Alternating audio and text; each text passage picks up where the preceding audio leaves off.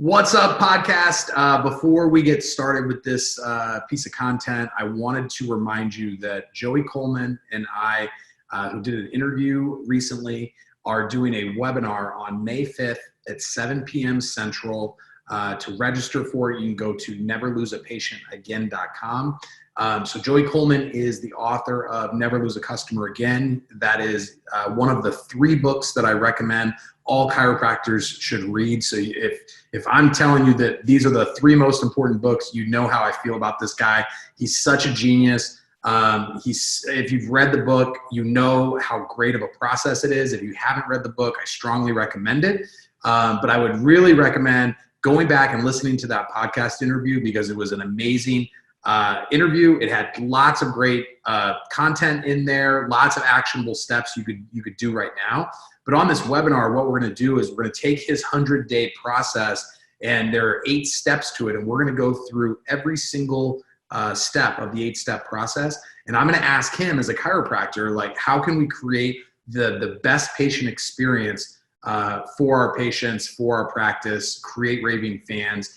And, people pay Joey tens of thousands of dollars to be able to sit and ask him this much in-depth information. So please take advantage of it. Seats are going to be limited on the webinar platform. So be sure to register now and secure your spot. That's 𝗍𝗍𝗀𝗆𝗻𝗿𝗀𝒐.com. That's May 5th, 7 p.m. Central. 𝗍𝗍𝗀𝗀𝗆𝗻𝗿𝗀𝒀𝗀𝗀.com. And we will see you soon and enjoy the episode. What's up, everybody? This is Dr. Nick with Leverage Media. Welcome to another episode of Path to a Million podcast. I'm here with a good friend of mine, Ronzio with Trainual. What's up? I appreciate you being on the podcast today. Yeah. Came out to Scottsdale, and turns out you're literally 30 seconds away from my hotel. So I was like, we got to get a podcast in. I know. It's worked out great. Thanks for coming by. So we also ran into each other in New York at Gary V's 4Ds day. And that was an awesome day. Like, just learned so much. Yeah. And so give people an idea of like who you are, what you do, and then we'll kind of get into your story. Yeah, it's funny. So when I was going to 4Ds in New York, Mike texted me the day before and he's like, no way you're going. Like, my good friend's going to be there. And we met for dinner. And so that was such a cool experience. Yeah. It's good to hang out again. And we both like signed up like the week before too. Yeah. So it was just like random. Just worked.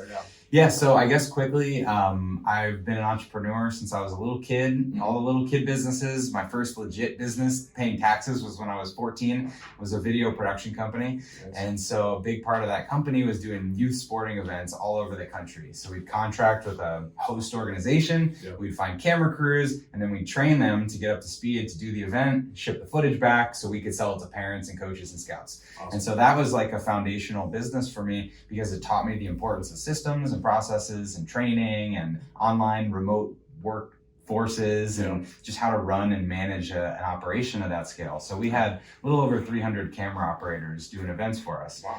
So I sold that business in 2013 and started a consulting firm, a little boutique firm. I was in these entrepreneurship groups and wanted to help other people with their systems. And people saw me as like this systems guy because I had all these remote teams doing things. So I'd go in and I'd help businesses like Mike to streamline what they did. We'd hack apart their process. I'd interview all their people. I had a real great formula for how I did that. Mm-hmm. And then we put in tech tools to make them more efficient. Yeah. And so one of the needs that I saw over and over again was people would say they had turnover or they had a seasonal business or they had a struggle getting people up to speed or people are doing things differently or there's gray area. Who does what around here? My roles are changing because we're growing so fast. Mm-hmm. And all of that came down to having a playbook for your business. Right. And so whatever you call it, operations manual, standard operating procedures, a playbook, the idea that there is a way that you do what you do is so crucial to scaling a business. Yeah. And I used it for mine and my video company and my consulting company, hundreds of consulting clients. And out of that, Trainual was born. Nice. So let's start with the organized chaos and then we'll go into Trainual. The reason why I wanted you to be on the podcast, because normally I'm talking to either chiropractors that have a practice or people who coach chiropractors specifically. So they have a lot of insight into chiropractic specific businesses. Yeah. With you though, I just think that you are like so organized, you're so smart, like your marketing's on point. And so the three things I really wanted to talk to you today about were you said that you have a 3-step process that you use to take people through in the Organized Chaos, the consulting company. Yeah. And then really what Trainual is and how it can help small businesses like a chiropractic office. And then number 3 is just, I wanted to talk to you a little bit about like your content creation and your marketing, because I just think that's always like great. All so right, let's do it. So with Organized Chaos, you know, a chiropractor, like especially a successful chiropractor. So this is a Path to $1 Million podcast. So a lot of the people that listen to the podcast are on their path to $1 million. A lot are over $1 million. Yeah. Most of the companies that you were dealing with were probably had reached a level of success, mostly over $1 million, I would imagine, correct? My sweet spot was 5 to 50 employees. Got it. And so some of them were a few $100,000, just Okay. depended on the business, and some of them were $10 million. Okay, so that's perfect so if you can kind of keep your mindset in that like couple $100,000 Sure. a year to about 1.5, Yeah. And act as if, you know, or just use like my office as an example. So I've got 9 employees, and we collect anywhere from between 800,000 to $1 million, just kind of depending on the year. Okay. Yeah. So take me through that process of what that is on how you organize that chaos. Yeah. So first of all, chaos in a business is a great thing. Right. And I think people can get overwhelmed by the chaos and Yeah. feel buried by it and paralyzed. But you've got to sort of zoom out and realize if there's chaos in your business, it means that there's a lot of opportunity. Mm-hmm. There's just a lot going on. You've got ideas, you're trying a bunch of things, and that's great, because the opposite of that, of having a business that has zero chaos, is just totally boring and probably not something any of us want to be in, Right. unless you're retiring, right? Right. So if you've got chaos in your business, it's just a matter of how you organize it, what you do with it. That's why I named the company Organized Chaos. Yeah. So the smaller companies I worked with, even the bigger ones, I'd take them through this 3-step process. And I created this 2 years. It took me 2 years into the company of kind of doing whatever for anyone Mhm. before I locked into this formula. But it's the 3 C's, I called it. So context, chaos, clarity. So the first one, context. Any business owner that's been to any kind of professional development seminar, done any sort of annual planning, you know that creating some context, some goals, some outcomes that you'd like to achieve is important, because if you don't have context, you don't know if you're moving in the right direction. Right. But it's so many of the time I'd come into a new business and I'd ask them questions like, how many employees do you want? Or how many customers could you handle? Or how many hours a week do you actually want? What do you want your role in the business to be? And those things were things that they hadn't thought about in a while or didn't revisit regularly enough. But going through those exercises teaches you so much about what you need to do to get that goal. Yeah. You know, what structure do you need to create? Where's the gap between here and there? If you want to go from 9 employees to 15 employees, or 1 location to 3 locations, you need to understand the gap. Right. So that first conversation at a small company, it might be an hour. At a big company, it might be a day, was going through the context of personally and in the company. How many employees do we have? How many locations do we have? How many geographies do we have? What is our average price for what we're charging? What kind of services are we doing? What's your role in the business? What do how do you see that evolving? How many vacations do you take? What kind of car do you drive? Where's your house? All those things, because it's really personal, and you have to understand the context of what you're building. And I also think that most people don't ever think about that. They just think of like, I want more. I want to like keep growing, and then like whatever happens, Yeah. as opposed to having like an end in mind.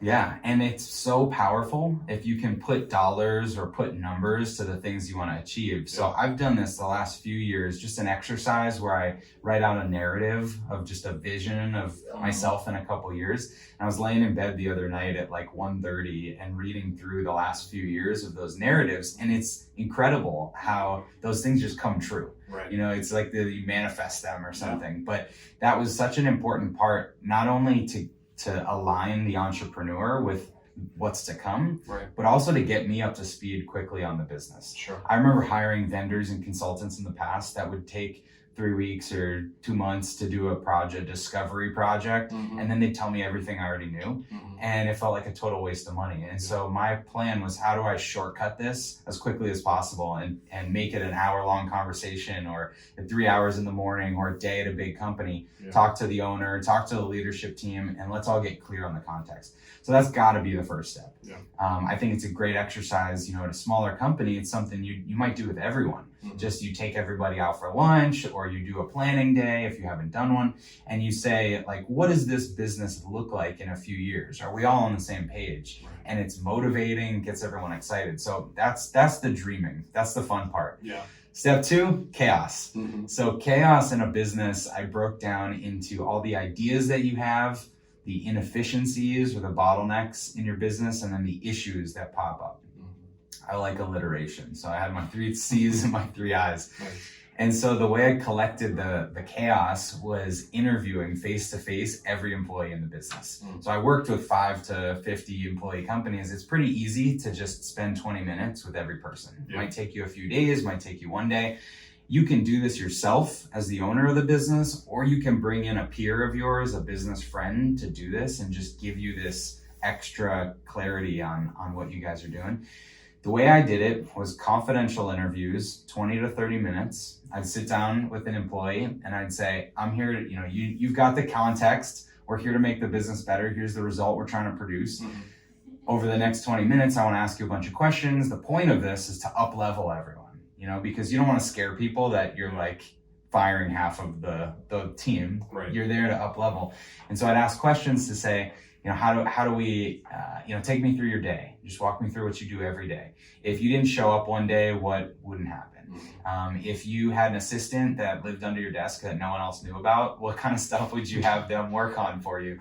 And you unearth these ideas and issues and inefficiencies in the business, and you collect them all in this huge dumpster pile of stuff to do. And I don't know if you feel like this, but anytime I've ever been overwhelmed or felt like there's chaos, the most important thing has been to lay it all out and see it all in a place that I can sort through it. So whether I need a whiteboard, for sure. Could be a whiteboard like behind the cameras here. I remember when I used to do some physical organizing for some clients, and we'd take everything out of all their cabinets and lay it out. And if you've ever cleaned a closet or a garage, you just got to take everything out and take inventory, see what we've got. So it's the same thing with the business. When you're trying to unpack all those ideas and inefficiencies and opportunities, you're asking people questions in a safe environment for them to suggest things and volunteer information. So you end up with this huge list, and there would be 200, 300 things. Like clients of mine that knew each other would compete for how long their list was. Like, my business is messier than yours, And then the third day let me just jump in real quick, because when I started Leverage, I became EOS certified with traction. And I did it for a couple of people, then I realized I was like, I don't have time to do this. But I did it for a couple of my friends, where I went out and I basically did a 1-day planning session with their team. And part of what I did leading up to it, I either went a day early and did it in person, which was better, or I did it via Zoom. And I did these interviews, and you would not believe, as long as people feel like you're not going to go run back and tell it to the boss, the things that they will tell you, it's just unbelievable. And it's just like the owners never know this stuff. It's always a big shock to them that any of these problems even exist. But people are dying to to spill the tea, especially if there's an organization that's not running exactly as perfectly as it should be. Well, a lot of people have good ideas, and then when their manager or their boss doesn't listen, they stop offering those good ideas. And so if you don't execute on someone's idea, you create this culture where I'm just going to do what they say. I don't have any input. And so this is kind of like releasing the valve, where you let those ideas out in a really positive way. And like you said, you get some amazing suggestions that you wouldn't have thought of. And you literally could just bring in your friend and you could just say that he's going to help us with this part. It's just so valuable. Real quick on the idea part.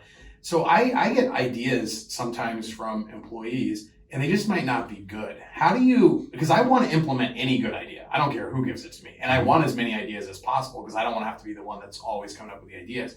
But how do you deal with that when you're just like, that's just not a good idea?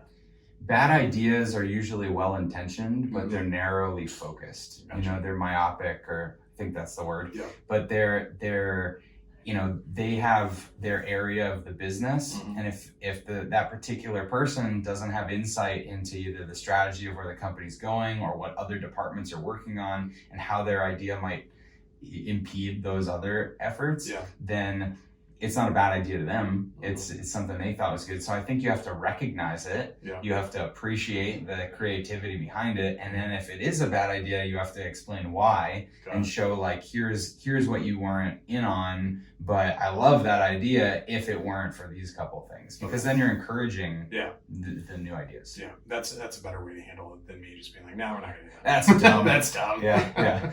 Sometimes I might be too honest on the idea part, but So I love it. I love the suggestions. And so it was important. I did these confidentially. And what I meant by that was I wasn't there to isolate any particular person. These were not performance reviews. Right. I was very clear with everyone. Like, I'm not here to judge you at all. I'm here for the benefit of the business, get as much information as I can so I can go back with the common denominators. Because if you say something and this person says something and this person says something and they all have the same theme, then clearly that's like 3 votes for that problem. Right. That's a bigger deal. Yeah. And that's what I was there to sift through.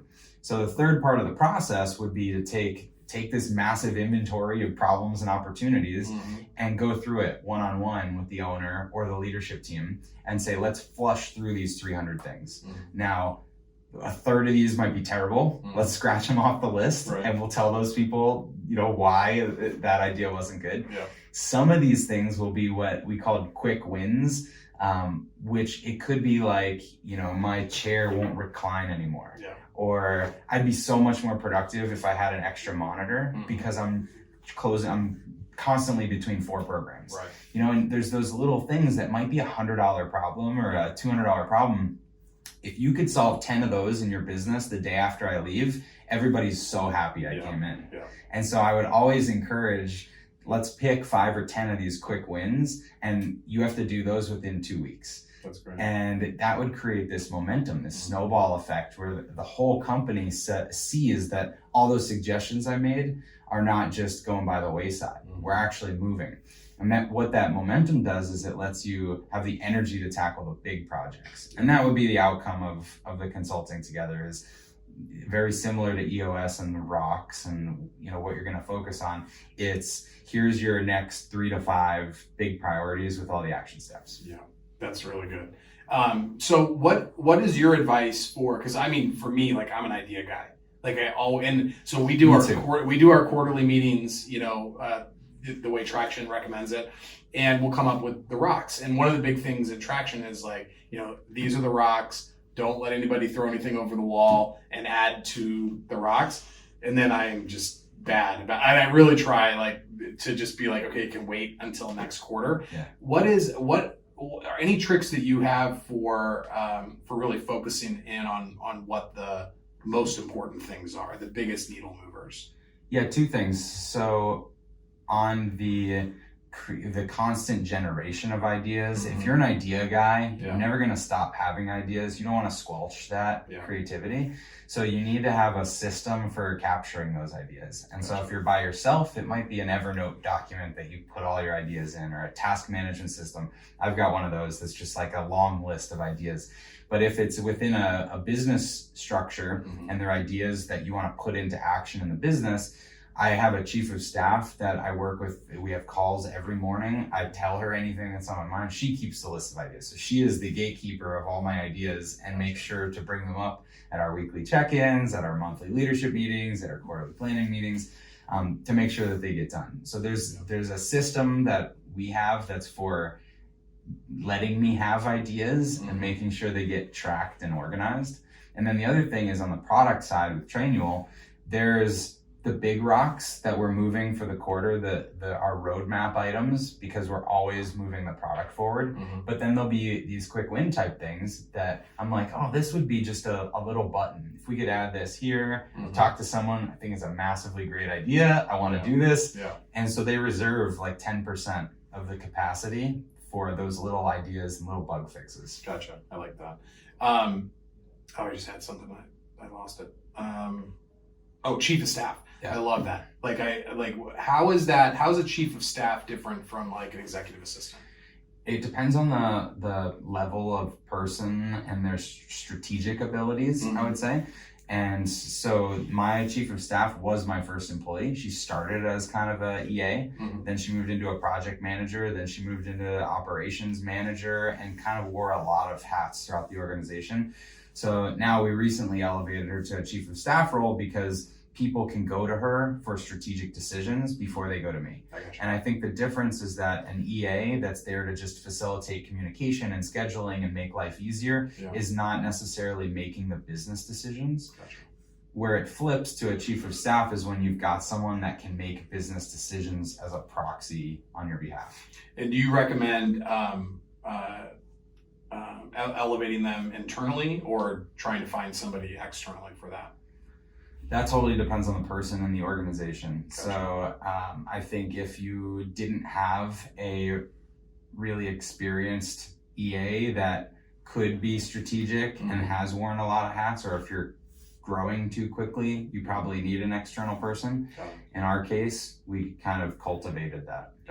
Yeah, so that would basically be like an office manager in the practice. My office manager makes my life very easy because she is able to, she's been there and she was my assistant for a long time. And then when I moved, we elevated her to office manager, and she does a better job than I do of managing the office. So nice. and so it might come down to when do they take over certain financial responsibilities? When do they take over certain people and HR responsibilities? Are they doing hiring and firing? Are they managing vendors and making decisions on things? Because at that level, then it's not a EA anymore. Right. Yeah.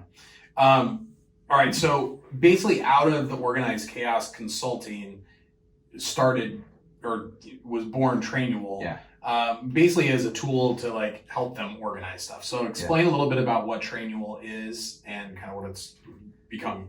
So I always say post Trainual, I'm going back to Organized Chaos because it was the best vehicle for having entrepreneurial ideas, because I was in so many different industries and so many businesses, and you get just this great mashup of here's what works over here and what works over here, and what if I apply this to here.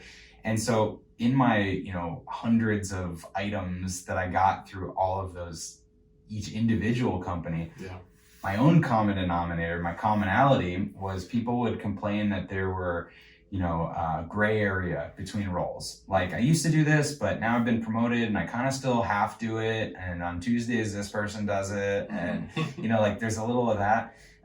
There is a gap between the expectations a boss might have of an employee and what the communication to actually express that. There is a lack of training or retraining on certain things. There is, if you've got two people doing the same thing, but they're doing it two different ways, all of those problems pointed back to having kind of this playbook for your business. And so in my own company, I started off with Google Docs, and then I had a WordPress site that was password protected, and we taught role by role, here's how the business works. And we started using a separate form system to do quizzes. And then we had, email templates that would go out in a sequence through our CRM to train people. And all these things layered on top of each other was me trying to put some systemization to here's our playbook and let me teach it to you. So I saw this intersection of HR and operations, where it's there's certain policies and processes people need to know, and then there's certain best practices and standard operating procedures, role by role, that keep us organized. And I couldn't find a good product. I saw there were course things for building and selling courses. There were HR heavy tools that were about training on OSHA compliance or something. And in between, there wasn't really much. There were these like light wiki knowledge base kind of things. And so Trainual, the prototype, was just trying to create that solution. And so I created it first for my clients, just recommended it as one of my like handoffs at the end of our project. I'm like, oh, and you should sign up for my software because please. And so enough of them did. I started getting feedback on the product, and they started paying for it if we weren't consulting, working together anymore. And then I saw the bigger opportunity there. Yeah. So with Trainual, the place that I think that it could really help with chiropractors is, you know, because there are only a few people, I'd say the average office maybe has like 5 employees.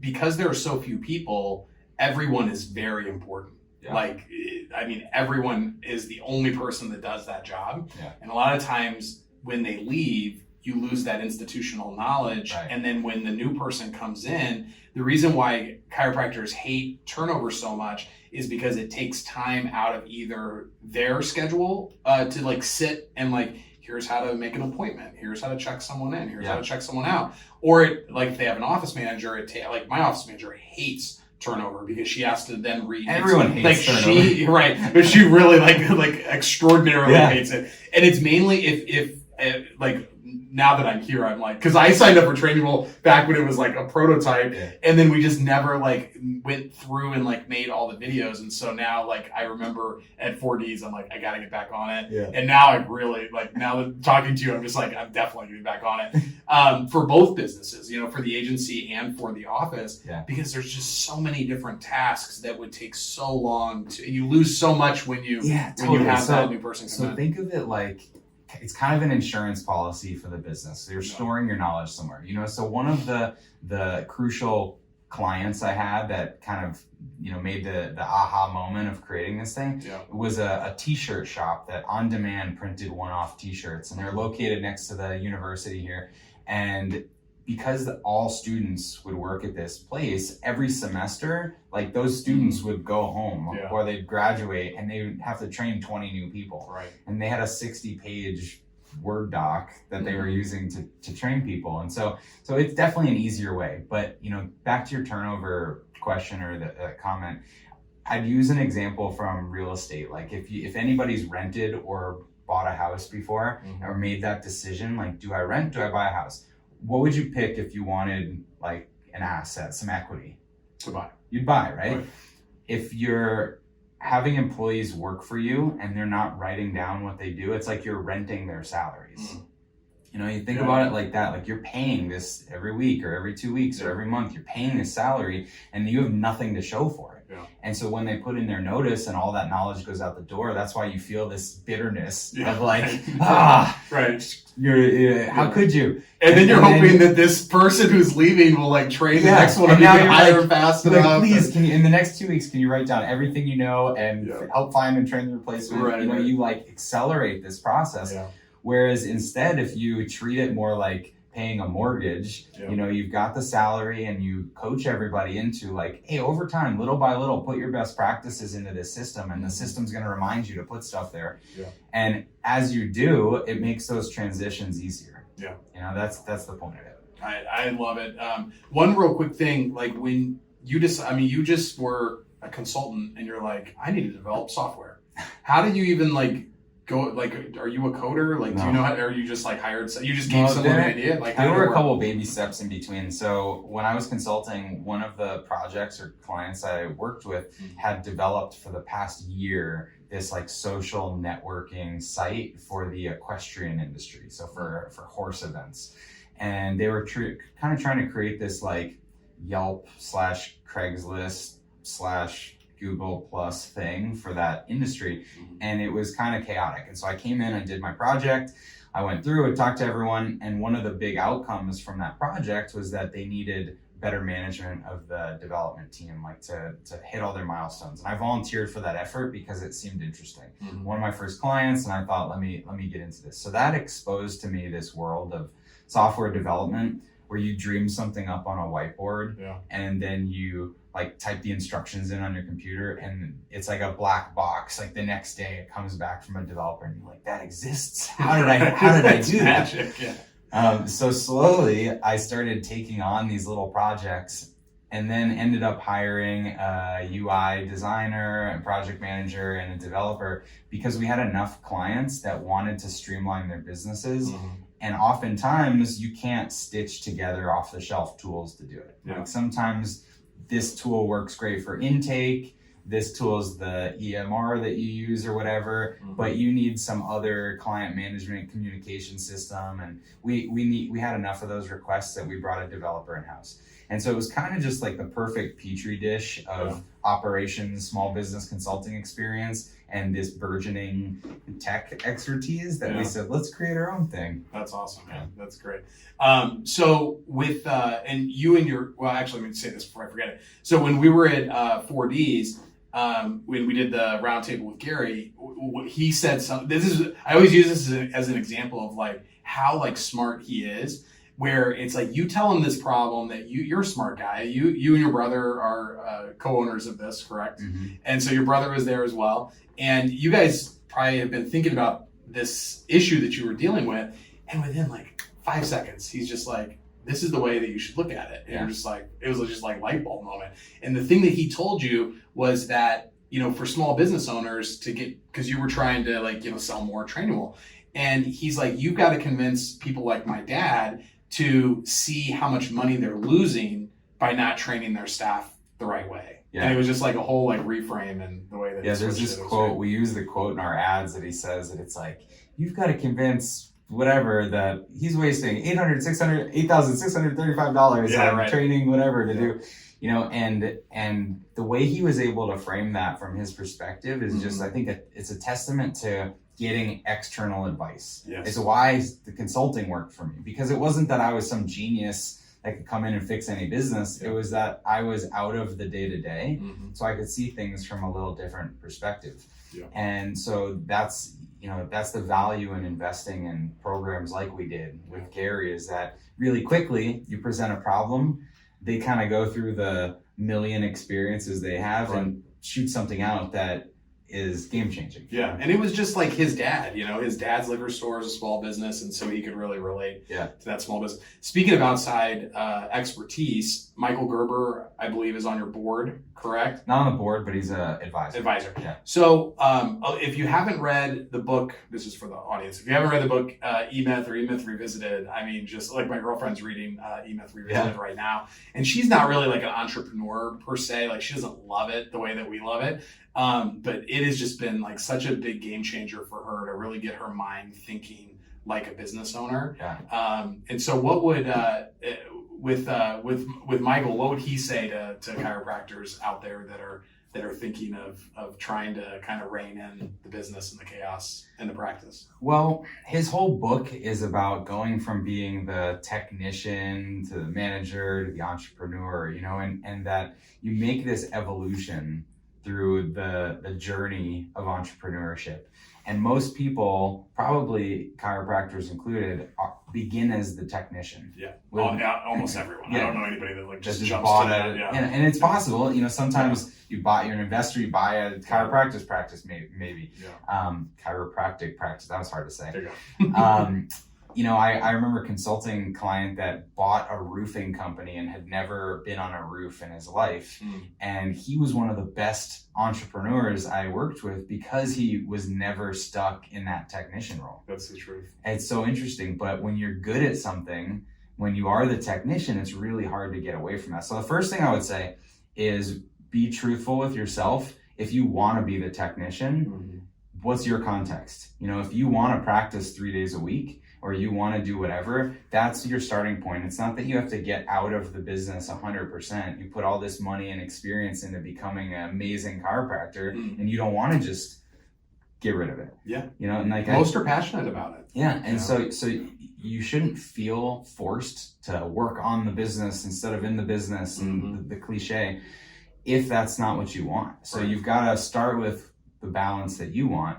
And then you make steps to get there. So if you want to practice a few days a week, but you'd really like to take some of the administrative burden off your plate, or you want someone junior to come in and help, you know, take in new patients or whatever it is, that book teaches you how to stop being the technician and at least it gives you the epiphany that there's more beyond. There's an option. And it's easy to read. So like you said, I gave it to my mom. There's a story to it about like someone baking cupcakes or something and following their journey. Yeah. I think it's so important to give yourself choices. Doesn't mean you have to like stop being a technician, but if you want to, you can, or if you want to do 3 days instead of 5 days, it's a possibility. If you don't have any choice, if you're just stuck in the technician role, then it's like you have a job. Right. You know. Yeah. So that brings us to marketing, which also includes your brother. So what is that like working with a family member? Like there's probably some listeners out there that are partners with. Like I just actually talked to a couple of chiropractors that are brothers down in Florida. And how has that worked for you guys? Like what's been the things you have to be intentional about to make sure that works? So it's funny, when I had my video company, I even had my wife, she was my girlfriend at the time. She would sit at the sales table selling DVDs and stuff. And that did not work well because I'd come over, I'd be like asking for sales reports. I'd be telling her the table was messy and then she wouldn't talk to me for 2 days. And so I think the first thing is that you don't want to work with family out of convenience. You know, it's not just that you've got like, hey, you're not doing anything, why don't you come work with me? It's very different with my brother and I because we were intentional about here's your expertise. If I was going to go out and hire for this role, I couldn't afford you. You would be better than anyone I could hire. So working with you is not out of convenience, it's amazing. So that was first, is like being intentional about the expertise. Then we're not equal owners. So I think that's important too. When you get into business with friends or family, you have to be clear about here's what I'm doing, here's what you're doing, here's who makes the final decisions. And we set that up very structured from the beginning. And so because we did that, we had this structure of the decision-making powers and the hierarchy in the business and the specialties and who would do what. It's worked amazing because there's so much that you can't buy, that I've worked with him for 30 something years and just innately we know what each other would do. It helps. That's great. And he's got to have his time to go climb the Rockies or whatever. So he's doing like crazy stuff. What's his podcast name? The Stoked Cast. The Stoked Cast. And so he's like a adventurer. And so he has a really cool podcast. I listened to the episode he did with Nick Dio. And so he's just like out adventuring the world. And he's a cool guy. Yeah, so he's always been the adventurous one. I did the, baseball, football, basketball, and because I did that, he went the opposite way and was like skateboarding and hella skiing and snowboarding and jumping off cliffs. And so he's always pushed the envelope on that stuff. That's great. That brings us to the marketing. I just think you guys do such a good job with your brand. You do such a good job of just having fun in your marketing. Like if you guys don't follow Trainual on Instagram, you should. Now that I've gotten within a few feet of you, I'm going to be retargeted in my stories nonstop with Trainual. So tell me kind of how you think about that, because it's very organic versus scripted, or you've got commercials, but it's a lot of your guys' personality. So can you talk I think it has to be. So when we first started it, he and I went out to this big conference in San Diego. It was an industry conference, so all these HR tech kind of tools. And walking around the trade show, everything felt so vanilla and so corporate and so polished, and it didn't have any humor or any edge to it. And that felt like the opportunity. How do you be authentic? Because behind a software tool, it's just people. And we wanted to add a more personal element. And so we made the decision at the beginning that our videos are going to be, iPhone videos, handheld, like FaceTime or selfie sort of things, Instagram stories, Google, Facebook posts that were kind of unpolished, just late night rambles. We take screenshots of things that we think are funny. And I think through that, we've shown that we are the audience. We are a small business ourselves. We are fun. We're enjoying this. And we're not some big conglomerate trying to sell you a product that we found through one-way glass testing. This is like, we use this. This is our thing. So I think that authenticity has been crucial. Yeah, I think that would be a great way for chiropractors to think about their branding as, if you're trying to build a healthy family tribe in your office, if you're healthy, if your family is, young and active and, people like seeing that. Like, I think that it makes me feel good about Trainual's brand when I see your guys' marketing, because I'm just like, oh, those guys seem like they're fun and funny and nice. And, I know you, but if I didn't know you, it would just make me feel good about the brand. Like the way that everything about your brand is very intentional. It seems like, just like the logo looks nice and you guys have like hats and shirts and stuff. But I do think that personality between you and your brother and your team is really important. And I think as a small business, as a chiropractic office, to be able to show that part of it would just really help, instead of just like, you have to do it this way. I think, to go back on the authenticity piece, we've got the cool hats and shirts and like the swag and the videos we produce, but everything we do is actually who we are. It's not us sitting around and saying, what if we do it this way? How will that work? It's just off the cuff kind of stuff. And I think that's why it works. And so to your point, like if someone is not the athletic family person, that shouldn't be their brand, because it would be inauthentic.